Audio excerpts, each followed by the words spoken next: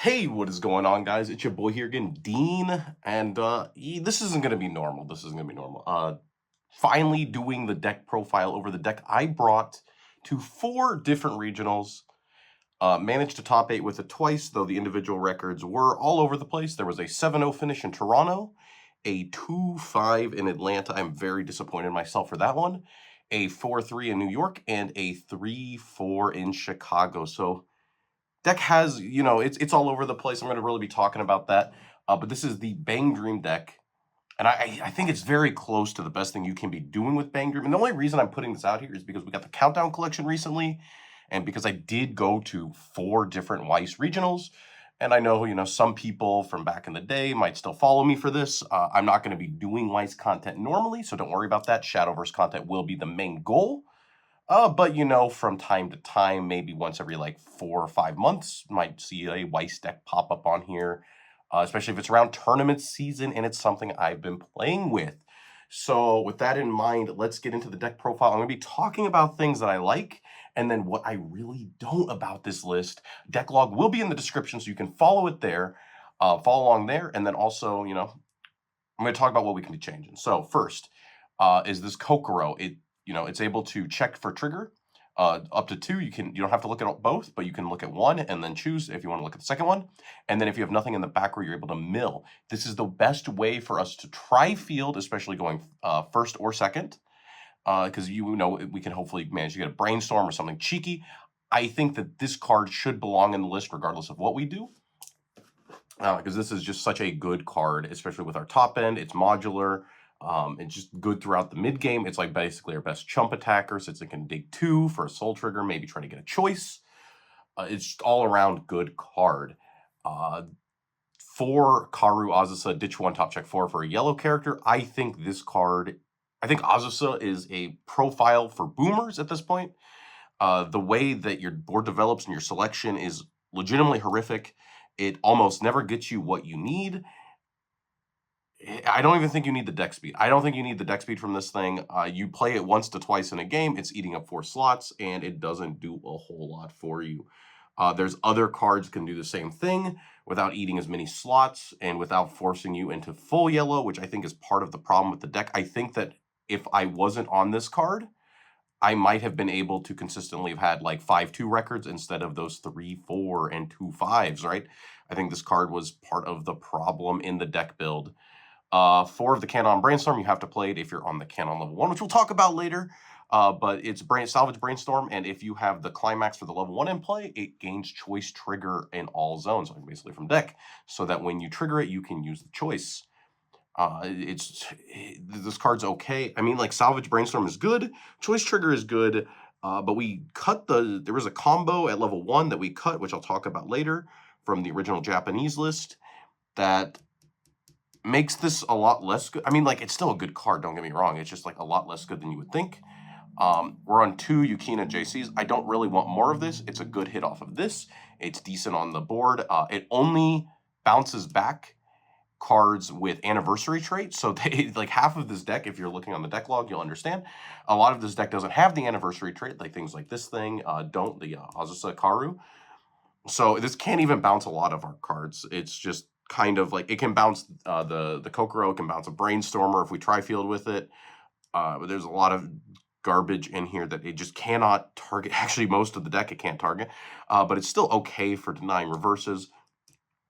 I think that your deck probably can have this. This is very cuttable, though. The Hagumi, this is clock yourself, discard a card, search your deck for I believe, yellow Climax. This card is very good. It's one of the appeals to playing a yellow-focused deck. It's a bigger appeal than the card, I can tell you that much. I've got this one of Remy, and a lot of these ratios were because I was testing a lot of Japanese lists, and this just happened to be the list that felt the best. I really wish I would have upped the counts on some things, or maybe included some other things, like maybe the Yukina, Ricky. This is 2,500 and pay 1, clock yourself when it dies. Top check 4 for a level 1 or higher. Definitely a good card. I like the deck speed it provides. Digs 4. It can add up to our hand our level 1 events or our stock swap. I do like that a lot. I kind of wish there was more of this thing in the deck. I wish there was like 2, maybe 3 of it. Not a lot of zone removal. I mean, I know Chainsaw Man does, but the decks that let you get this off, it always felt impactful, while this card did not always feel impactful, so I kind of wish I had more of this. Aqua Climax Swap, its anniversary trait, that's important. It's Roselia, also important. It's got level swap, can be important, so we can fix for red. This card is okay. It's a Climax Swap. It does what it's supposed to. Karu Riki, it summons to field, and I think when something attacks in front of it, it's like 1,000 power or something. This card is mediocre at best. Summoning Riki is awful. We can't trigger like our good come and play effects. And it's a one of. This is a Saki one of. I don't know what it's supposed to do. We can't go search for this. I wish I would have cut this card. I think the idea was that it was a yellow card. We didn't really need. We don't need. We do need. I think this is why the difference between a 2-5 record. I think there's the difference between the 4-3 and the 5-2 is cards like this in my deck and not in like higher counts. I would definitely move away from this yellow package if I were playing this deck again. But yeah, this was just a one of a random Riki. You don't really need the Riki, but if you were including it, I would definitely make it the Yukina one instead. So now here's our level 1 combo. This is the appeal for the deck. It's both good and awful at the same time. Cannon, 104k, but during our turn, it gets plus 3k power. One of the anniversary combos. That means that with the Climax, we're going to be sitting at 8k base. Very relevant power numbers for the meta. And when we play the Climax, we gain Twin Drive as long as we have 2 other yellows. So we have to have 3 yellows on board, including itself. And we gain Twin Drive and cannot be reversed during your opponent's turn, which means as long as our 8k manages to win its lane, our opponent will not be getting reversed. It's very good into Avatar, very good into random things like 8 Standby Quints. Just all around a good card.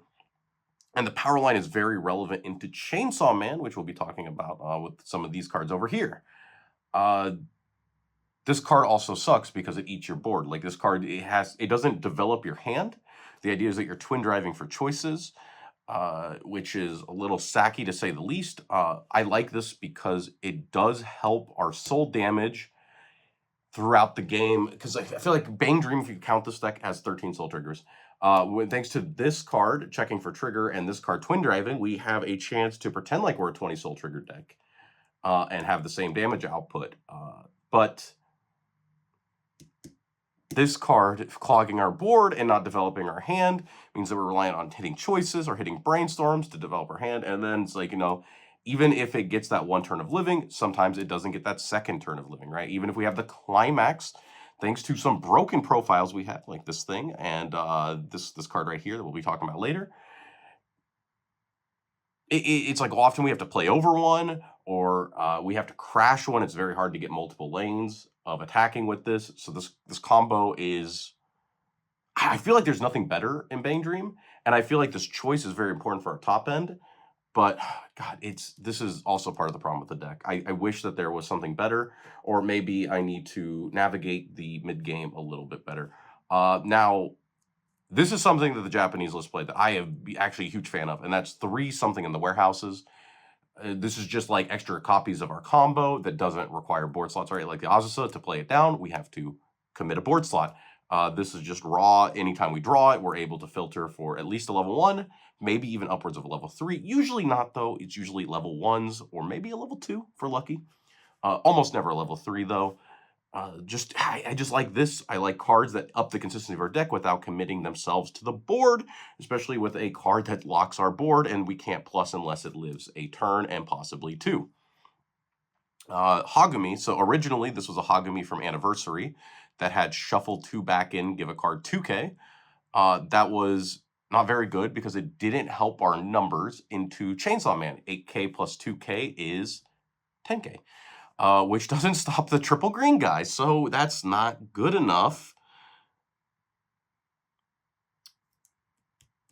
I did get 1500. I don't actually remember. It was a card that didn't really work, and then we had to get down to a very low deck state in order to shuffle these back in. I think it itself gained 2k. I think it itself was like 6-5 or 8-5 or something. It was something where like this thing couldn't clear the green guy, so you have to play this thing instead. This is a stock bomb that also coin flips back to hand if our board is all Hello Happy World, right? Or is it if we have another? 2 or more other Hello Happy World characters. This is a stock bomb, and it always coin flips back to hand. Oh, no, 2 or more to coin flip. No, apologies. Always coin flips, 2 or more to stock bomb. This card is big because then we're able to, you know, we got triple green guy, bring him down to 2. He's 8K. We have a global 5, and then we're able to, you know, not lose board into the Chainsaw Man matchup, which is all that we really care about. We don't want to lose at level 1. We can lose in the later game, but let's not lose at level 1. Let's try to at least get past that point. Best card in the deck. I think this card is truly insane. This might be one of the best cards in Bang Dream, actually. This is a global level assist for Hello Happy World. But more importantly, it has pay 1, ditch 1, bounce a card on your opponent's board. This is good into things like 8 standby Hololive. This is good into any random standby garbage that you might see. It like single-handedly hoses most standby decks. Ichika Quince, they summon that Neg Soul or whatever it is, the scry thing, you get rid of it. Definitely good. We have a low resource top end, so definitely helps us stay in the game. It's one of the best things about the deck, actually. 2-1 stock swap. Card's broken. They don't print these anymore. It's a level 2. And then we have, this is a Kome. If people don't know what that is, it's a 2-1 6K. On play, top check 4. If you see a climax, you can add it to hand. And then discard a card. Helps us keep up a climax in the mid game. But also, more importantly, this card gets 1,500 for every other Hello Happy World on your board, which means that usually with the board that we're going to be developing, this thing sits at 12K base, 13K with climax.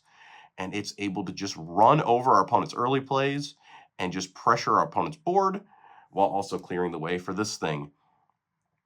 This Misaki, this thing is part of our combo endgame. It kind of helps the board a bit. Usually you don't have space for it until the endgame. During your turn, it's a global level for Anniversary and Hello Happy World. So like if you're level 2, it's a global 2K. If you're level 3, it's a global 3K. And every time you trigger a choice, this will be important later, you can give a card 1,000 power and stack the bottom card of your opponent's deck with a card from their grave. Definitely nice for helping find lethal lines or helping pad out our finishing turn.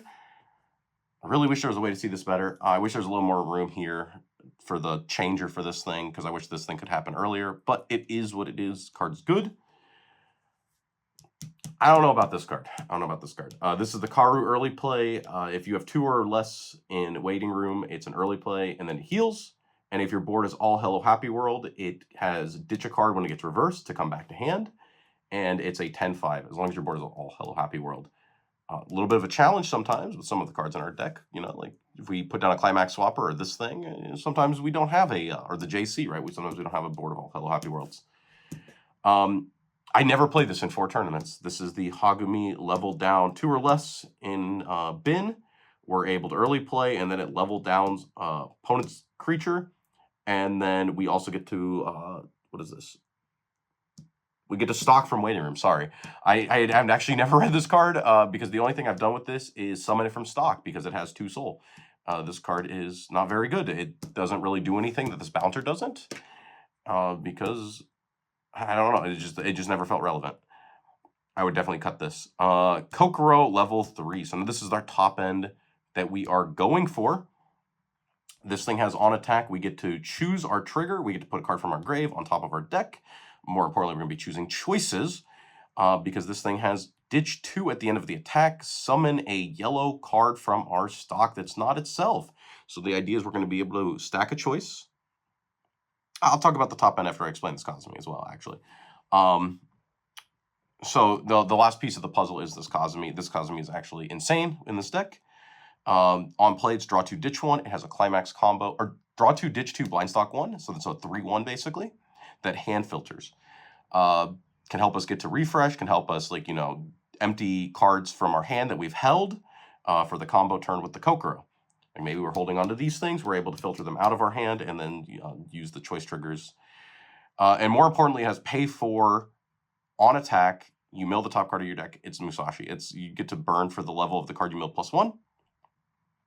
More importantly, it doesn't have a hand requirement because this Kokoro has ditch 2 to summon a card from our stock. So basically off of 5 stock at beginning of turn, we get to play this down. So we go from 5 to 4. We get to put down 2 of these. On attack, we stack choice, put our target into our stock. Then ditch 2, summon our card out of stock, attack with it. We now have 2 stock. Second Kokoro does the same. We get 2 more stock. We have 4 stock for the Kazumi. So 5 stock at beginning of turn, turns into 6 attacks. It's the best thing that Bang Dream can do because it's a true 6 attacks. There's like the spawners, there's all the other cards. They don't give you true damage. They give you like cancel burns, or they do other stuff that's not as good as just this raw, because this card can high roll into dealing up to 4. And as long as you're leveling your zeros diligently, it's like less likely to hit the zeros, right? Super good level 3 actually for what we're trying to do. So that's 5 stock. The only bad thing about this is we don't gain extra reach. The only thing we can really get is the stock swap and this Misaki in order to mess with our opponent with the extra stock that we generate. And I can tell you right now, after these regionals, maybe it's because of this level 0 lineup, or maybe it's because of this card. You never have extra resources. I don't know what my resources are going into, but I am struggling to get into level 3 with more than like 5 or 6 stock. I don't know what in this deck it is that's like stressing my resources when I think about the games, but that's kind of where I'm at. But yeah, I've been rambling on too long. I don't like deck profiles that are this long, but yeah, so this is the Bang Dream deck I played. Hopefully giving you guys a place to springboard off of, and maybe somebody can have a little more success than I did with this in this fall. Maybe it's going to be me. Who knows? But until next time, this is Dean signing out, and look forward to our next Shadowverse video going forward. Like, comment, subscribe, because I'm trying to get those numbers up. And yeah, until next time.